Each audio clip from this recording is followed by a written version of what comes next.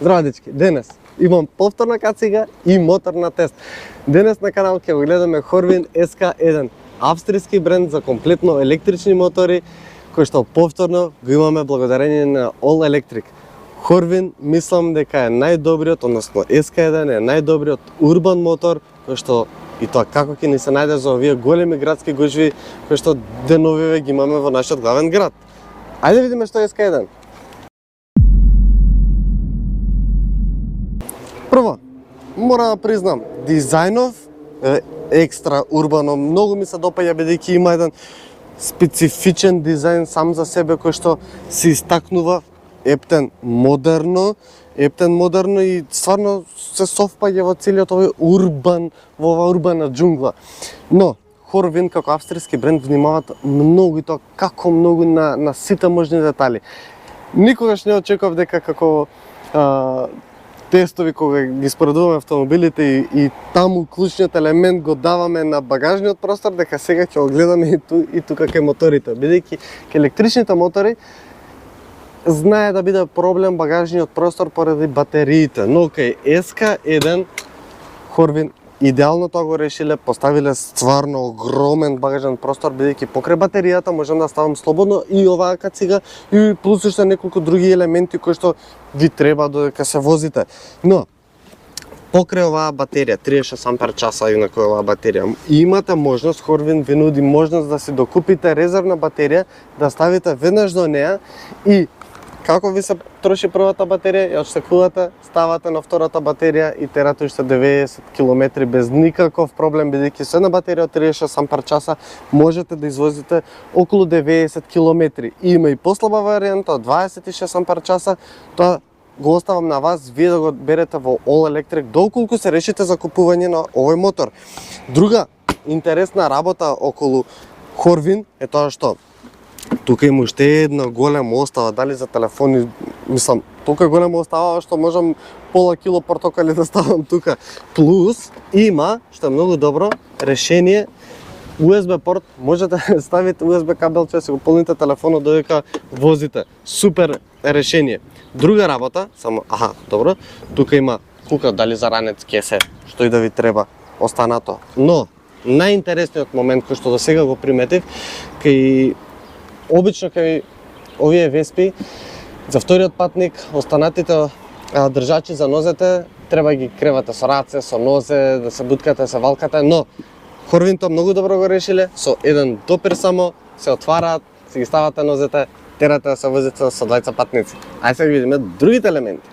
И друг интересен елемент кај Horvin SK1 е тоа што како електричен мотор ви овозможува се движите и во рикверц, односно доволно е само го притиснете копчето и да го задржите во рикверц и постепено да додавате газ. И на таков начин, трга на назад. Ако сакате се движите напред, само додавате газ. И тоа како е многу експлозивен, бидејќи има вкуп на 3 режими на возење, 1, 2 и 3, и во сите 3 се чувствува голема разлика на живост, на енергија, бидејќи кога сакате да возите економично и да заштедите батерија, тогаш возите најштедливо. Кога сакате возите со некои средни перформанси, тоа е двојката и е фантастична. Доволно брзина, доволно економичност и тројката е лудо. Но, како перформанси веќе да спомнеме, 2000 вати електричен мотор, 36 ампер часа како што кажав батерија, батеријата се полни за некои 3 часа, можете да одберете и 2,6 ампер часа батерија, односно 26 ампер часа батерија, тоа го оставам повторно ќе кажам на вас, и тие перформанси се сосема доволни за да влезе во категорија Б и да можете да го возите најнормално без да полагате за посебна категорија. Но, иако е лимитиран на 45 км на час, нели за да ги исполни сите стандарди, постои мала можност, да го прочепкате и да вози малку повеќе и да биде поексплозивен. Тоа го оставам на вас, повторно ќе кажам, бидејќи за мене лично се сосема доволни овие перформанси. А сега да го видиме како вози Фичо, одиме нагоре!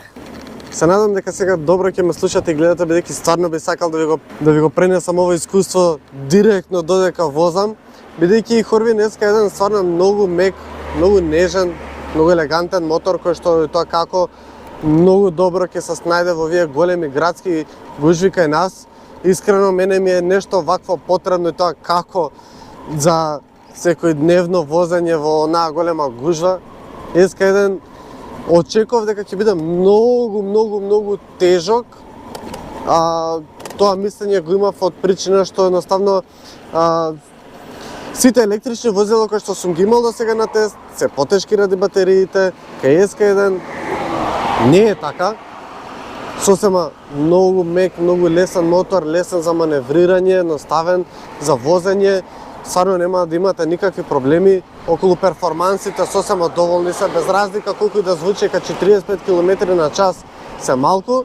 Не се малку. Јас да сум на ваше место не би го чипувал, не би одел на повеќе перформанси, бидејќи би сакал да извозам повеќе километри и тоа ми е потребно. Повеќе километри отколку поголема брзина.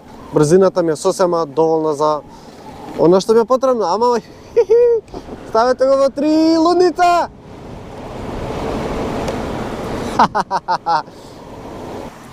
Имам само една критика кај S-K1, а тоа е што не можам, односно нема звучен сигнал околу жмигавците, трпкачите, како да ги кажувате. Едноставно, да, екранот е сосема голем, доволно се гледа, има големи бројки, но некој пат стварно се случува да ги заборавам трпкачите, жмигавците и ако немам звучен сигнал, што го немам, или јас до сега не открив, ги заборавам и си трепкаат.